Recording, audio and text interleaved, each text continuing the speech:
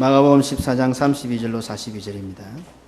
그들이 겟세마네라는 곳에 이르매 예수께서 제자들에게 이르시되 내가 기도할 동안에 너희는 여기 앉아 있으라 하시고 베드로와 야고보와 요한을 데리고 가실새 심히 놀라시며 슬퍼하사 말씀하시되 내 마음이 심히 고민하여 죽게 되었으니 너희는 여기 머물러 깨어 있으라 하시고 조금 나아가서 땅에 엎드려 될 수 있는 대로 이때가 자기에게서 지나가기를 구하여 이르시되 아빠 아버지께는 모든 것이 가능하오니 이 잔을 내게서 옮기시옵소서. 그러나 나의 원대로 마옵시고 아버지의 원대로 하옵소서 하시고 돌아오사 제자들이 자는 것을 보시고 베드로에게 말씀하시되 시몬아 자느냐 내가 1시간 또 깨어 있을 수 없더냐. 시험에 들지 않게 깨어 있어 기도하라. 마음에는 원이로되 육신이 약하도다 하시고 다시 나아가 동일한 말씀으로 기도하시고 다시 오사 보신즉 그들이 자니 이는 그들의 눈이 심히 피곤함이라. 그들이 예수께 무엇으로 대답할 줄을 알지 못하더라. 세 번째 오사 그들에게 이르시되 이제는 자고 쉬라. 그만 되었다. 때가 왔도다. 보라 인자가 죄인의 손에 팔리느니라. 일어나라 함께 가자. 보라 나를 파는 자가 가까이 왔느니라. 아멘. 예수님께서 지나가게 해달라고 기도하시는 이때는 우리를 위하여 십자가를 지시는 때요, 우리의 구원이 완성되는 때입니다. 하나님의 영광이 나타날 때에 어둠은 물러갑니다. 이것을 심판이라고 합니다. 반면 하나님의 영광이 나타날 때에 광명에 거하게 됩니다. 이것을 구원이라고 합니다. 동일한 하나님의 영광 앞에서 어두움은 심판으로 광명은 구원으로 구분됩니다.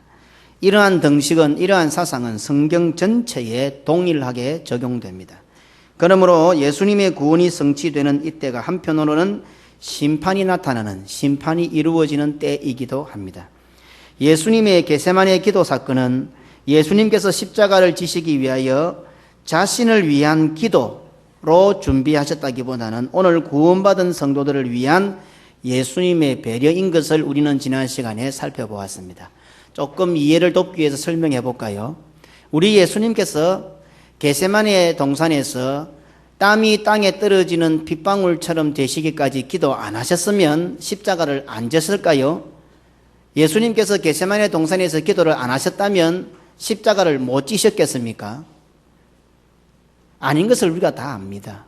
예수님은 얼마든지 십자가를 지실 수 있었을 것입니다. 그런데 왜 그렇게 기도하셨겠습니까?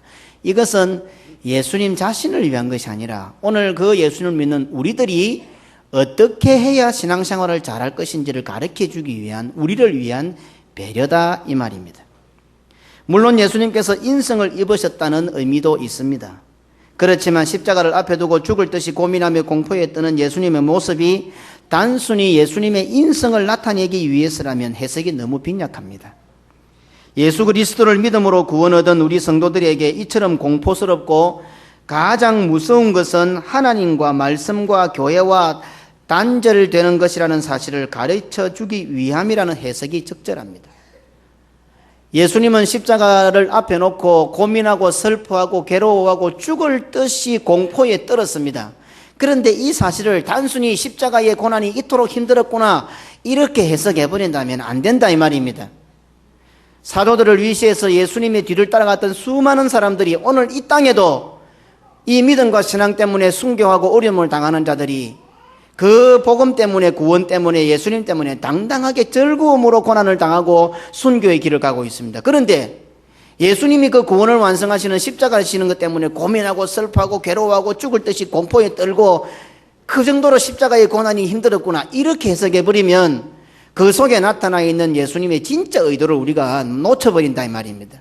이것은 무엇인가 하면은 예수님께서 십자가의 고난을 당하시는 것은 우리의 죄 때문입니다. 우리의 죄 때문에 십자가를 지시는데, 십자가를 지신다는 것은 하나님의 심판을 받는다는 것이고 하나님과의 교제가 단절된다는 것입니다. 그래서 하나님과의 관계가 끊어지는 그것이 너무도 괴롭고 너무도 어렵고 너무도 공포스러워서 떨고 있는 것입니다. 이것은 바로 오늘 우리들이, 성도들이 이 땅을 살아가면서 여러 가지 많은 일들이 있을 수 있고 너무 중요하고 긴박한 일들이 있을 수 있지만 적어도 성도들 너희들은 세상 사람들하고 다른 것은 무엇인가 하면 세상 사람들은 사업이 망하면 끝장이고 또 세상 사람들은 불치의 병이 걸리면 끝장이고 세상 사람들은 자식들이 잘못되면 끝장이고 세상 사람들은 세상의 일들이 잘못될 때는 끝장이고 절망하고 자살하지만은 너희들은 세상 사람이 아니고 하늘나라의 백성이기 때문에 세상 것 때문에 죽고 사는 사람들이 아니라 하나님과의 관계가 단절될 때에 죽을 듯이 힘들어하는 사람들이어야 한다 하는 것을 가르쳐 준다 이 말입니다. 또한 예수님의 겟세마네 기도 사건은 구원이 성취되는 바로 그 때가 한편으로는 심판으로 달려가게 되는 때임을 가르쳐 주기 위함입니다. 여기서 우리가 분명히 알아야 할 것은 구원의 때에 심판으로 달려갈 것이라고 하는 예수님의 경고의 대상이 다른 사람들이 아닌 바로 예수님의 제자들이었다는 사실입니다. 예수님의 경고는 예수님을 대적하던 대제사장이나 서기관이나 바리새인들을 향한 것도 아니요 로마 병정이나 세상 사람들을 향한 것도 결코 아닙니다. 성경을 잘 읽어보십시오. 간단하게 한번 살펴볼까요? 마가복음 14장 17절로 18절입니다. 함께 읽으십시다. 저물매 그 12를 데리시고 가서 다 앉아 먹을 때에 예수께서 이르시되 내가 진실로 너희에게 이르노니 너희 중에 한 사람 곧 나와 함께 먹는 자가 나를 팔리라 하신대. 보십시오. 예수님께서 12를 데리고 가셨습니다. 제자들이죠. 그리고 내가 진실로 너희에게 이르노니 제자들에게 이르시는 겁니다. 마가복음 14장 27절입니다. 함께 읽으십시다. 예수께서 제자들에게 이르시되 너희가 다 나를 버리리라. 이는 기록된 바 내가 목자를 치리니 양들이 흩어지리라 하였음이니라. 보십시오.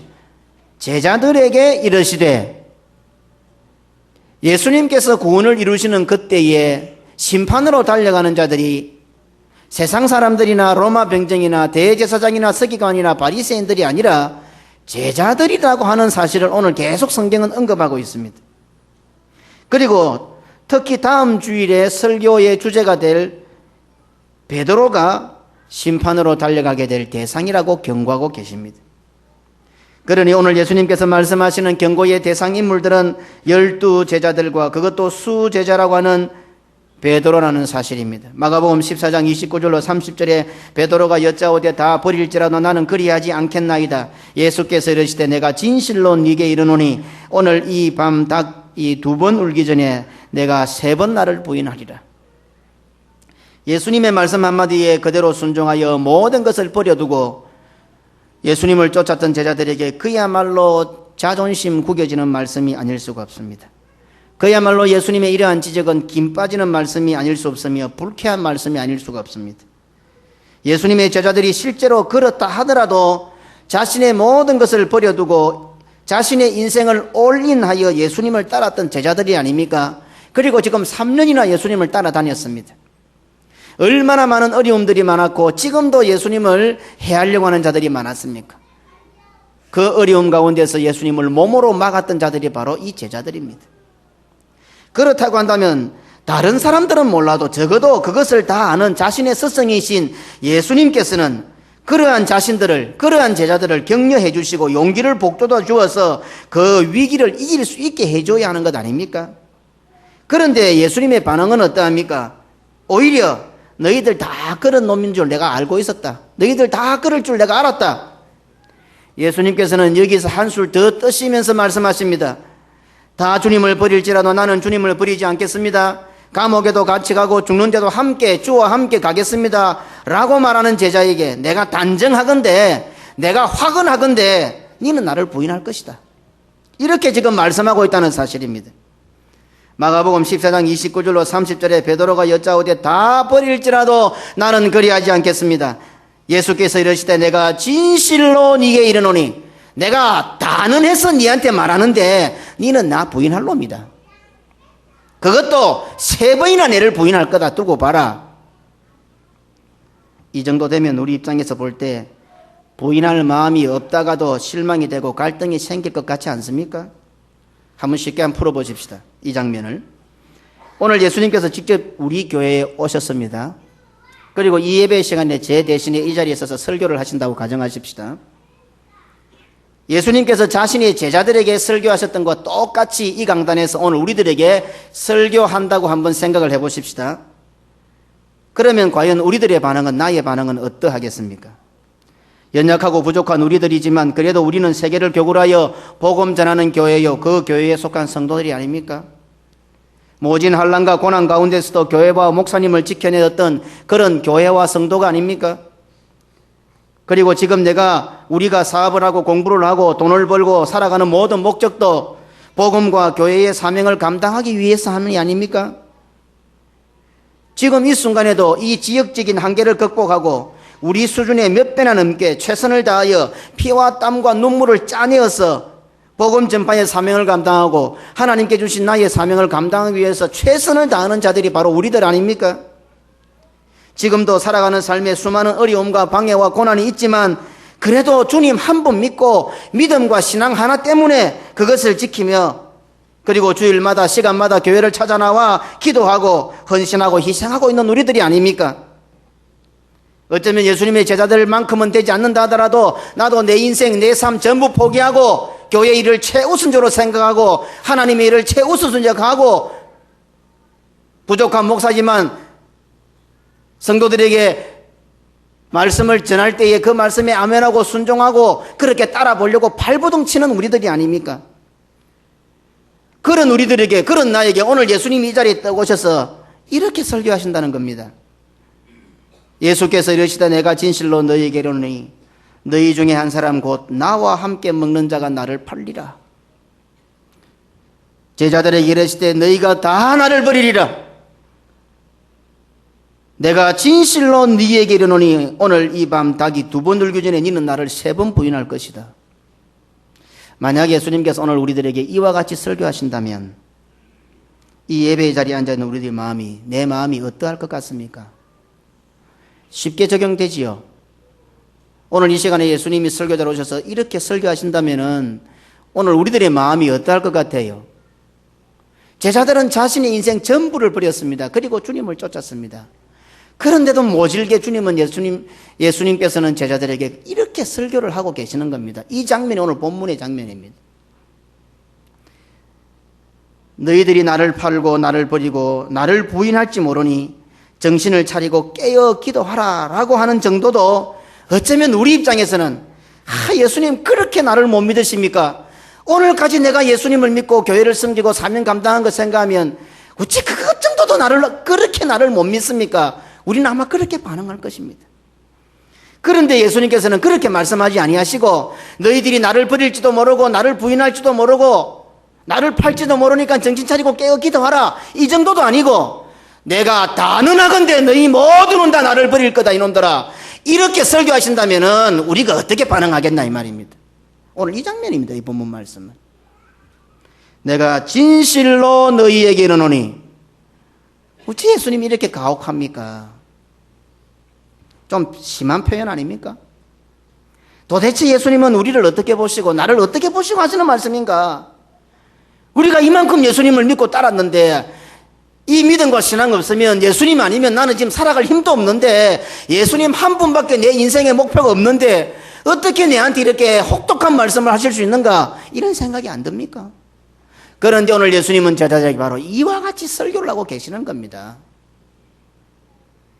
어찌 보면 한편으로 나와는 전혀 상관없는 말씀인 것 같고 한편으로는 나를 매우 불쾌하게 만드는 말씀으로 들리는 것입니다.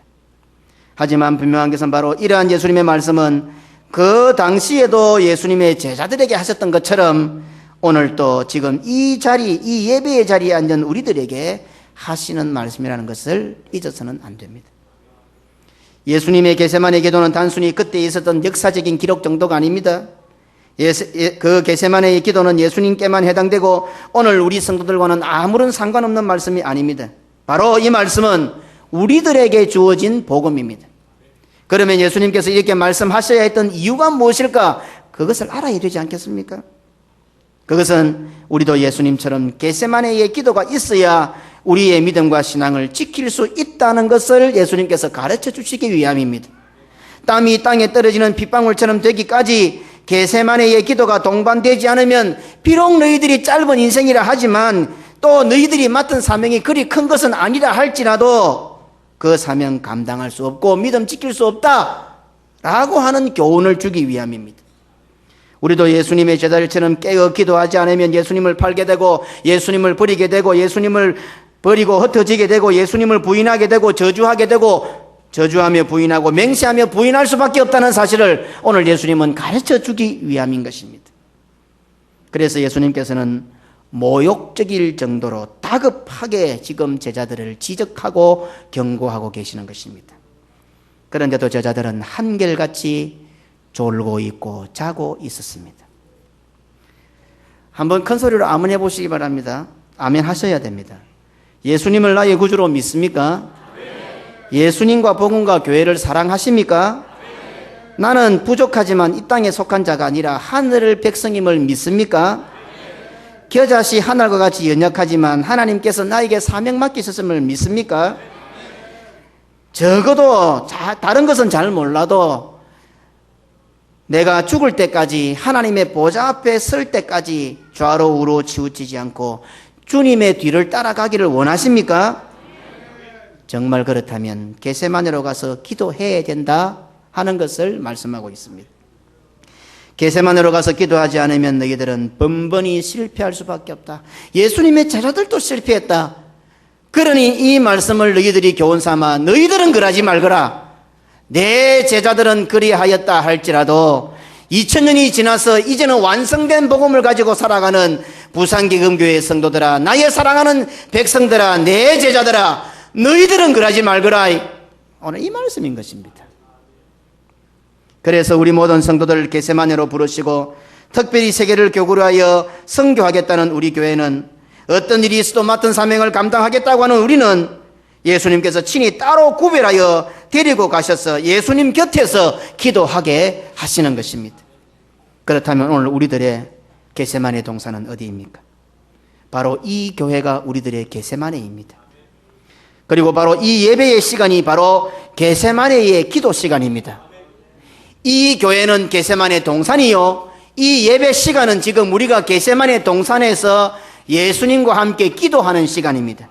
그리고 지금 이 말씀을 제가 전하는 이 시간은 저는 말씀을 전하고 여러분은 듣는 시간으로만 평가하지 말고 마치 예수님이 땀이 땅에 떨어지는 핏방울이 되시기까지 기도하는 바로 그 시간이라는 사실을 기억해야 합니다.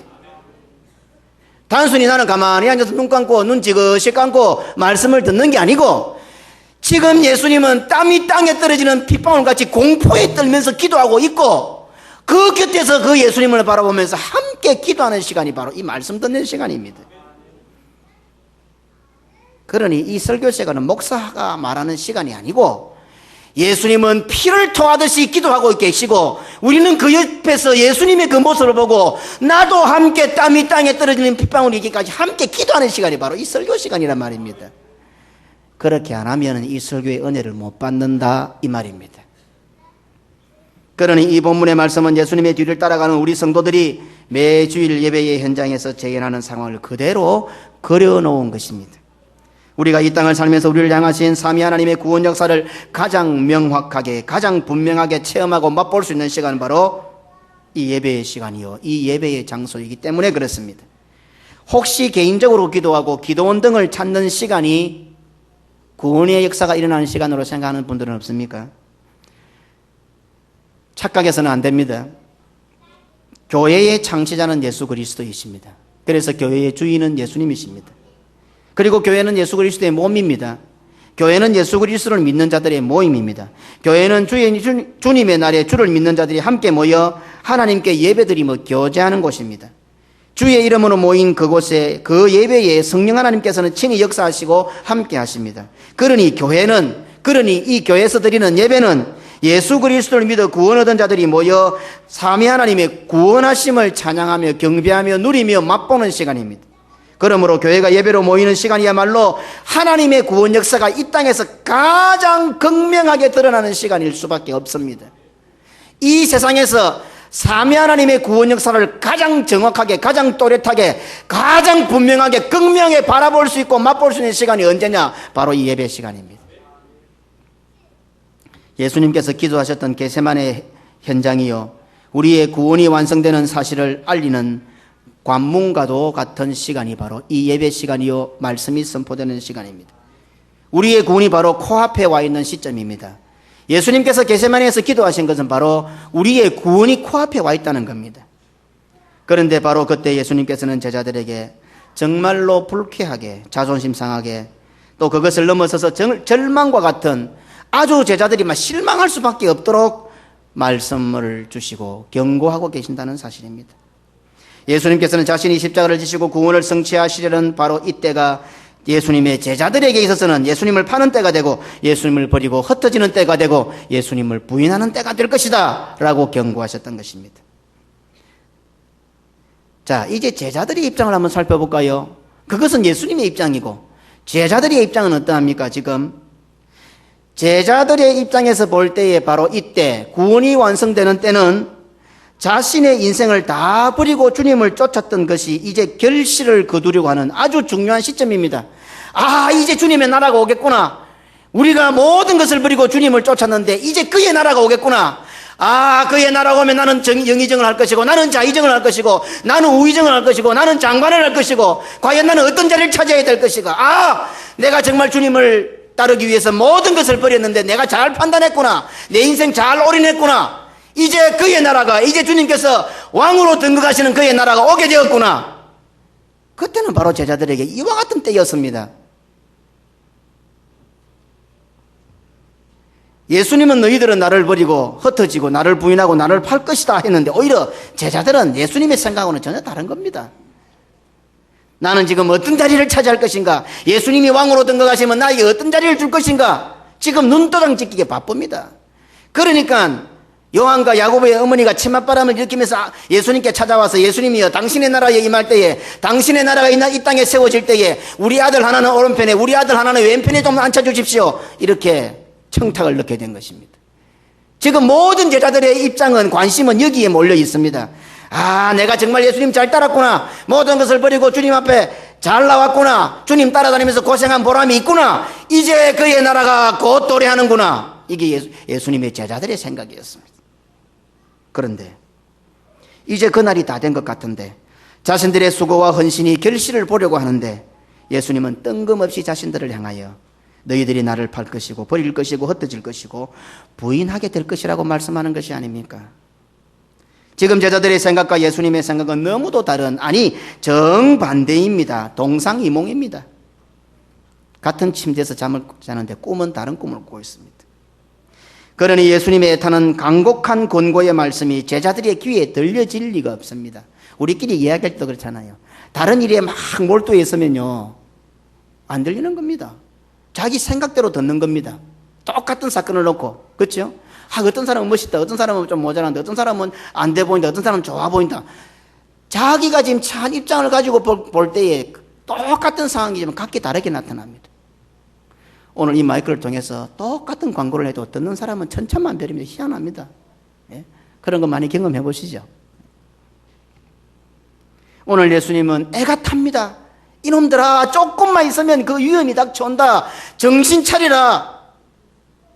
그런데 예수님의 제자들은 아닌데, 이제 그때가 오면, 하나님의 나라가 오면, 예수님이 왕으로 등극하면 내가 지금 어느 자리에 앉을지 그 고민 중인데 전혀 생각이 다르니까 예수님이 지금 무슨 말씀하시는지 귀에 들어오지가 않습니다. 그냥 불쾌하고 모욕적인 말씀같이만 들리고, 또 그것은 예수님께서 마지막으로 자기들 한번 떠보는 것 같은 정도의 말씀밖에 안 돼요. 아, 마지막으로 예수님께서 자리를 딱 정하려고 하는데 한번 보자. 오늘 마지막으로 한번 떠보자. 막 이 정도로 제자들에게 받아들여지는 겁니다. 어떻습니까? 오늘 우리 모두가 다 예배의 자리에 나와 있습니다. 우리 모두 다 각기 자기 입장이 있고 형편과 처지가 있습니다. 내 마음이 있지 않습니까? 내 생각이 있지 않습니까? 그런데 오늘 이 예배의 시간에서 우리 모든 성도들은 이 예수님께서 내 마음에 맡기를 바랍니까? 내가 예수님의 마음에 맡기를 바랍니까? 어떤 자세로 예배를 드립니까? 예수님이 내 마음에 맞아주기를 바랍니까? 아니면 내가 예수님 마음에 맞았으면 좋겠습니까? 이 교회가 나에게 맞추어주면 좋겠습니까? 내를 교회에다가 맞추고 있습니까? 하나님의 말씀이 나에게 딱 맞아 떨어지면 좋겠습니까? 내가 하나님의 말씀에 맞아지면 좋겠습니까? 아주 쉬운 것 같지만 엄청나게 다릅니다. 오늘 한국교회는 모든 성도들은 대부분 하나님의 말씀이 내 마음에 맞아주기를 바라는 것 같아요. 하나님의 말씀이 있으면 우리의 마음이 말씀에 맞추려고 노력을 안 하고, 나는 가만히 있을 테니까 하나님의 말씀이 와서 나한테 감동을 주고 나한테 기쁨을 주고 내 아가리를 벌려서 내 입에다가 복을 넣어 달라는 겁니다. 나는 가만히 있을 테니까 자성이 와서 나한테 붙어 달라는 겁니다. 오늘 한국교회의 병폐입니다, 이게. 하나님의 말씀이 있으면, 구원의 자식이 있으면 쇠똥가리든 쇠덩어리든 쇠가루든 와서 말씀에 붙어야 될 거 아닙니까? 하나님의 마음에 맞추어야 될 거 아닙니까? 말씀에 맞추어야 될 거 아닙니까? 교회에다가 맞추어야 될 거 아닙니까? 일반적으로는 못 맞추더라도 예배 시간만이라도 우리는 하나님께로 맞추어야 될 거 아닙니까? 오늘 예수님의 제자들의 마음은 전혀 예수님의 마음과 정반대였던 것입니다. 같은 침대에 잠을 자면서도 전혀 다른 상반된 꿈을 꾸는 것처럼 하나님의 말씀을 들으면서도 하나님과 전혀 상반된 생각을 갖고 있다면 그 결과는 제자들과 똑같을 수밖에 없습니다. 자기 생각에 충실해 있는 자들은 비록 하나님의 말씀을 들을지라도 하나님의 마음과는 정반대의 상태가 될 수도 있음을 오늘 성경은 우리들에게 정확하게 지적해주고 있습니다. 다른 사람도 아닙니다. 하나님이신 예수님이십니다. 예수님께서 설교하셨습니다. 이 부족한 김경은 목사가 설교한 게 아니고 예수님이 직접 설교하셨습니다. 그것도 수백 명의 성도가 아니고 단 12이 사랑하는 제자 3년이나 모든 것을 버려두고 자기를 쫓았던 자기 제자들에게 설교하셨습니다. 그런데도 다 제자들은 예수님의 생각과 다른 생각을 갖고 있었습니다. 기가 차지 않습니까? 그래서 어쩌면 예수님은 이 사실을 아시고 주님을 쫓고 싶었던 청년에게 이렇게 말씀하십니다. 나를 따르고 싶나? 그러면 니를 먼저 부인해야 된다. 니를 먼저 부인하고 나면 그 다음에 니한테 준 십자가를 져야 된다. 그래야 나를 쫓아올 수 있다. 이렇게 말씀하셨습니다. 예수님께서 제자들에게 강조해 또 강조하셨지만 이미 제자들은 자신들의 생각에 가득 차 있었기에 예수님의 말씀과는 거리가 너무 멀어져 있었고 예수님께서 하시는 말씀들이 뚱딴지와 같은 말씀으로 들릴 수밖에 없었던 것입니다. 그리해서 제자들은 예수님의 경고를 무시했고 그 결과 실패했습니다. 그러니 제자들의 실패는 부족한 우리가 보아도 충분히 예상할 수 있습니다. 성경을 한번 보십시오. 아이고 제자들이 이러니까 실패했지. 우리가 예상할 수 있지요. 마찬가지로. 그렇다고 한다면 이 자리에 앉아있는 우리들은 어떠합니까? 나는 어떠합니까? 제자들과는 전혀 다르다고 자부할 수 있습니까? 자신 있게 말할 수 있습니까? 그렇지 않다고 한다면 우리 역시 나 역시 실패할 것은 뻔하지 않습니까? 그러니 오늘 성경의 겟세마네 사건은 우리 성도들이 이 땅에 발을 붙이고 살면서 실패하지 않을 방법을 가르쳐주고 있는 말씀입니다. 또한 비록 연약하여 이 땅을 살면서 실패하고 또 실패했다 할지라도 회복할 수 있는 방법을 주님께서 가르쳐주고 있는 말씀이란 말입니다. 조금 더 구체적으로 본문은 우리 성도들이 주일마다 드려지는 이 예배의 시간이 어떠한 것인지 혹은 이 예배가 또 이 말씀이 어떠해야 하는지 너무도 정확하게 분명하게 그림을 그려놓고 있단 말입니다. 예수님의 말씀이 제자들의 생각과 전혀 맞지 않고 예수님의 말씀이 너무 노골적이고 직설적이어서 제자들의 자존심을 상하게 하였을지라도 오늘 우리가 분명히 알 수 있는 한 가지는 왜 예수님이 이런 방법으로 제자들에게 경고하고 지적하셨는지 정확하게는 모른다 하더라도 우리가 분명하게 알 수 있는 한 가지는 예수님께서는 자신의 사랑하는 제자들이 그렇게 되지 말았으면 좋겠다. 그렇게 안 되도록 하는 것이 바로 예수님의 심정이었을 것이고 그렇게 말씀하신 예수님의 의도라는 사실입니다.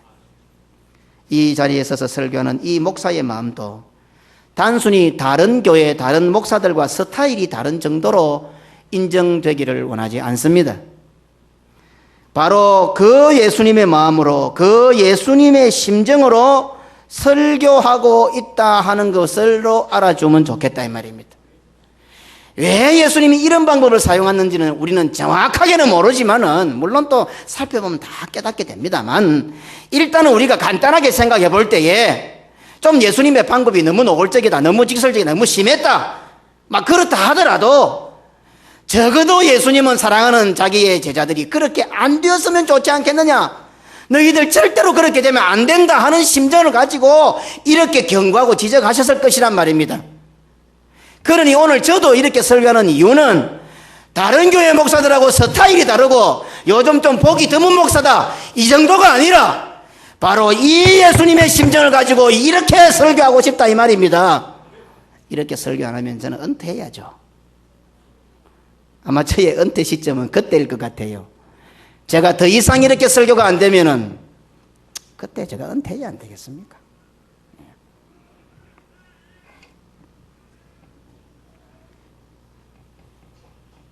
예수님께서 제자들에게 노골적으로 경고하셨다는 것은 제자들이 그렇게 되지 말라는 예수님의 심정이 노골적으로 표현된 것입니다. 예수님께서 제자들이 불쾌할 정도로 직접적으로 직설적으로 경고하셨다는 것은 한 걸음만 제자들이 더 내디디면 천길랑 떨어지로 떨어지게 되니 이런 총각을 다투는 상황에서 예수님께서 느긋하게 말씀할 그런 입장이 못 되는 예수님의 황망한 심정이 지금 드러나고 있는 것입니다.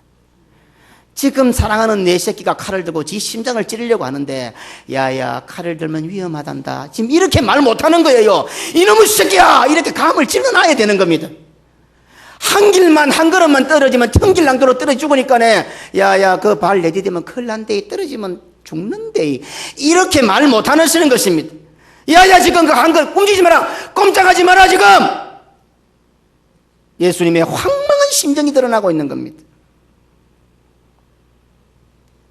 이 자리에 앉아 예배드리는 모든 성도들에게 바로 이와 같은 예수님의 설교가 시간마다 들려지기를 축원합니다.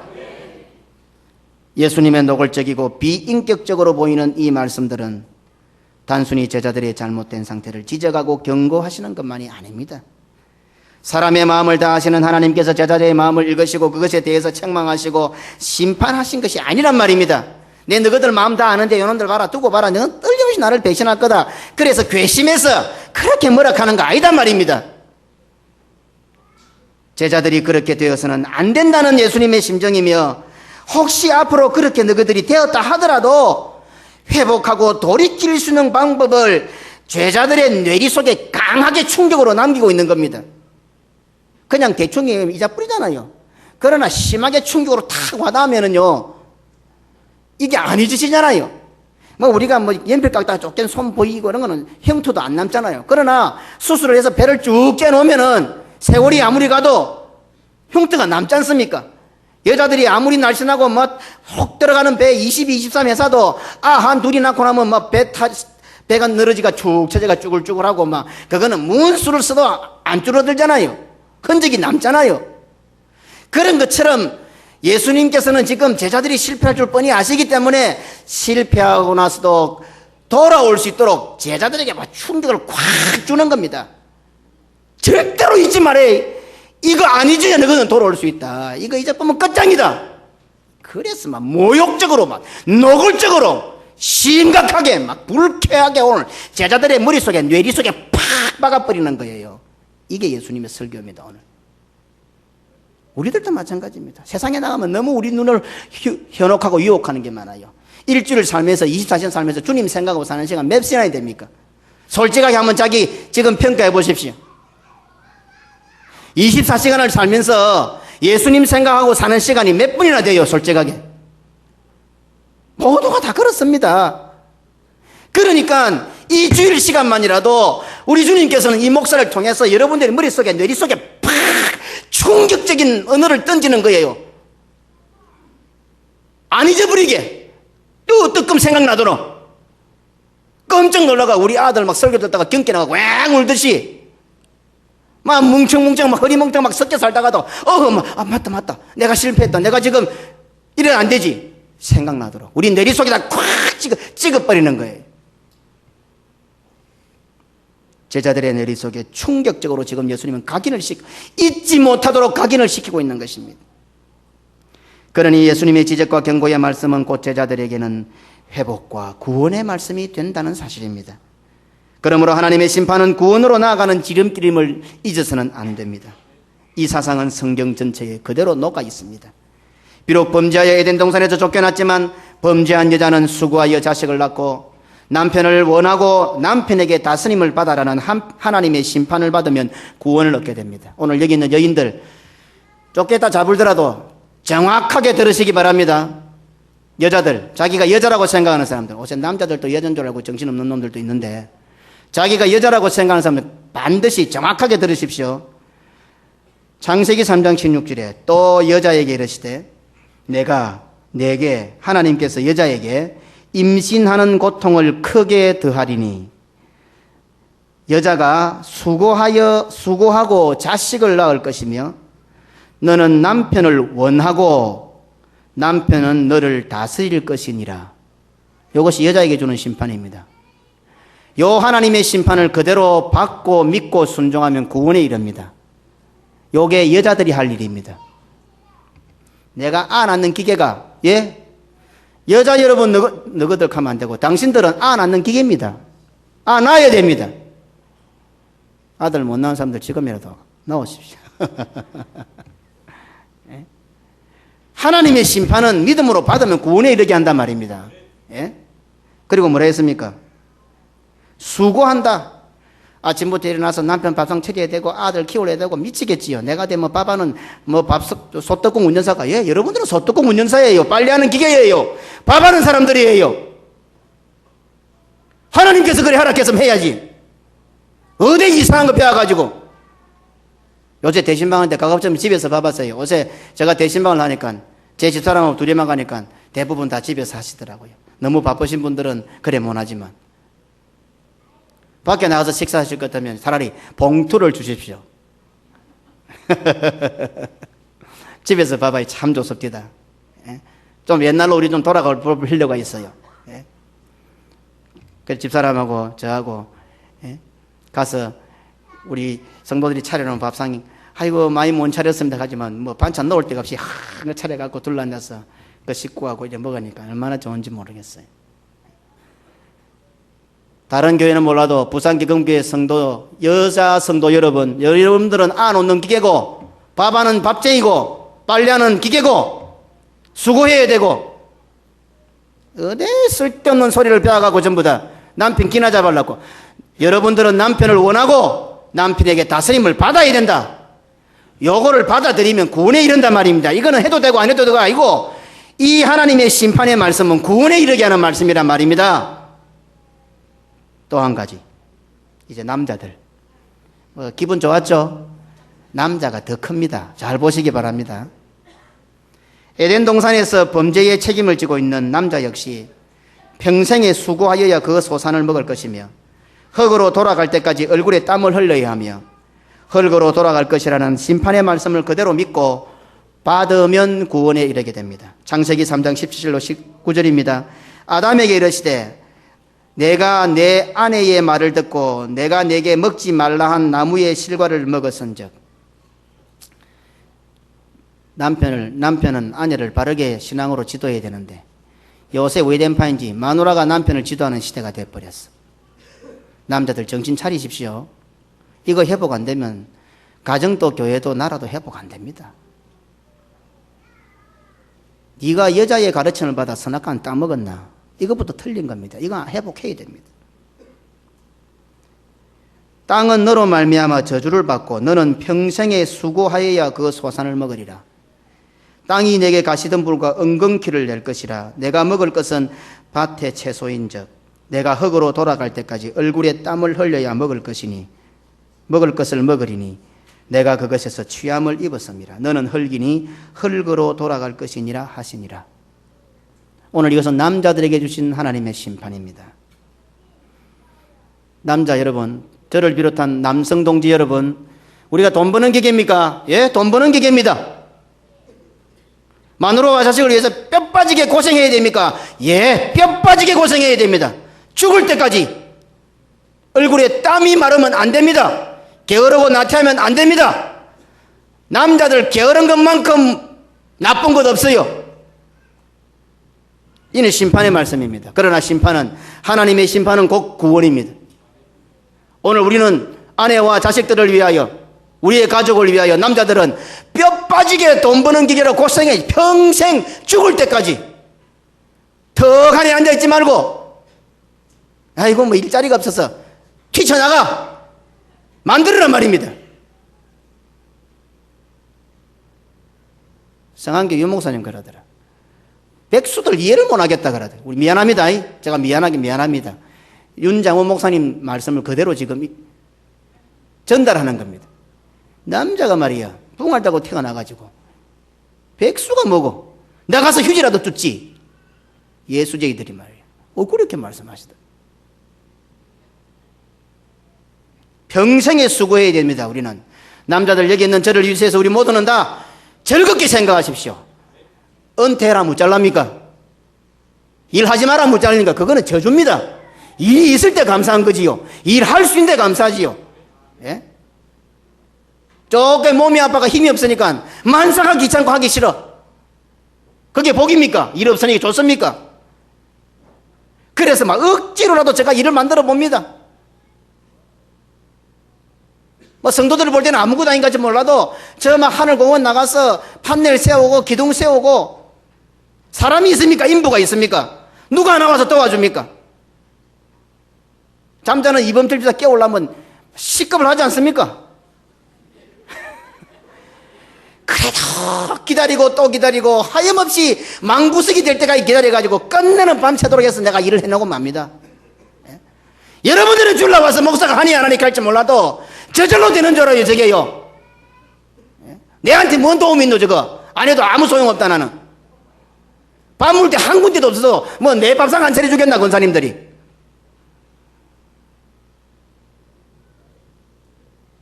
남자가 처지고 이런저런 핑계대고 주저앉아 있으면 아무것도 못 쓴단 말입니다.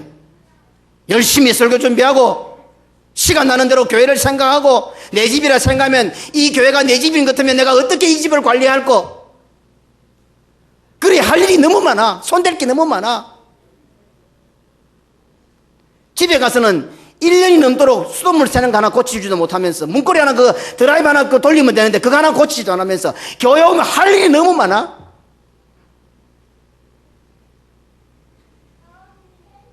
또한 남자들은 기억해야 합니다.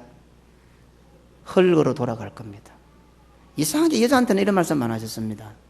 남자한테는 흙으로 돌아갈 겁니다. 죽을 때까지 고생하고 얼굴에 땀 흘리다가 결국 니는 흙으로 돌아갈 거다. 헛된 야망이나 욕망을 가지지 마라. 기껏해야 결론은 흙으로 돌아간다. 이것을 믿음으로 받아야 합니다. 오늘 이것이 없으니까 남자들이 싸우는 거예요. 자기의 제국을 세워가지고 막 겨루다가 다 무너지고 없는 겁니다. 저도 남자 아닙니까? 저를 위해서 우리 오늘 남자 성도들은 오늘 이 하나님의 말씀을 반드시 잘 기억해요. 이와 같이 성경은 전체가 다 하나님의 심판과 경고와 지적이 나타나 있지만 그 뒤에는 구원과 회복으로 나가는 길이 되더라 이 말입니다.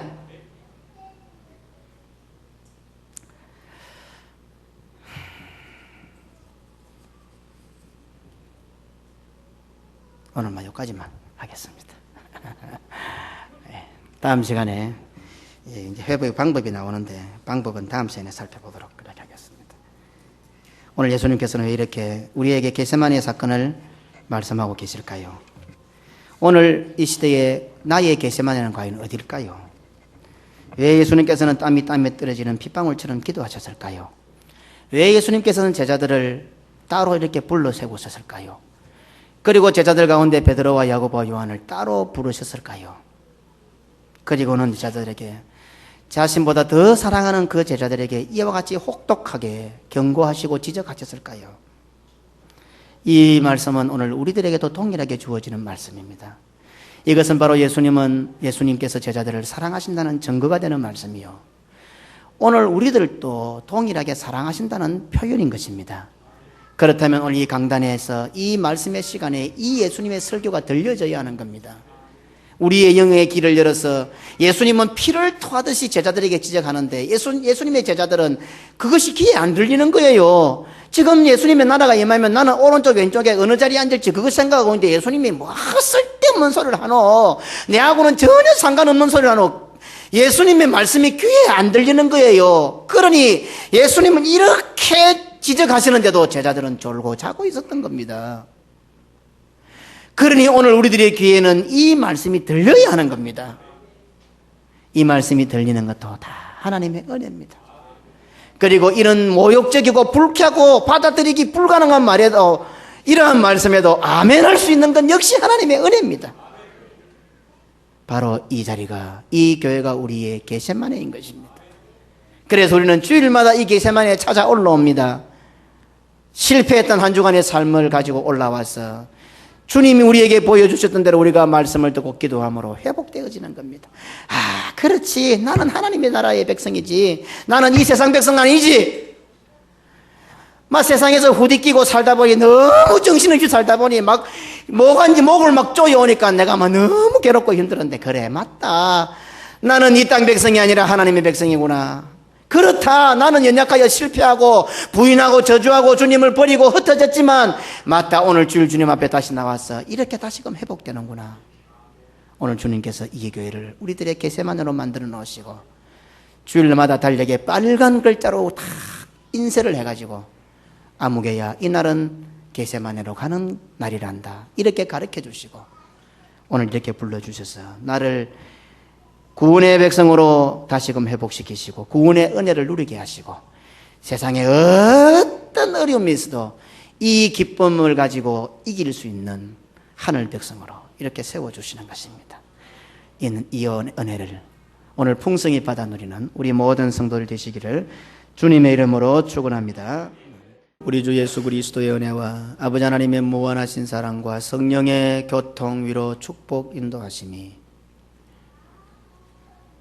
네가 바로 나를 팔자여 네가 바로 나를 버리고 부인할 자라고 지적하시는, 경고하시는 그 예수님의 말씀의 의도를 바르게 알아.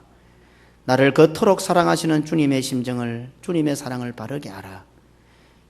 실패의 자리로 떨어지지 않을 뿐 아니라 실패했을지라도 주님께서 말씀하셨던 그 말씀을 기억하여 겟세마네 동산인 교회로 올라와 회복되기로 소원하는 우리 모든 성도들 머리 위에 영원토록 함께 있을지어다. 아멘.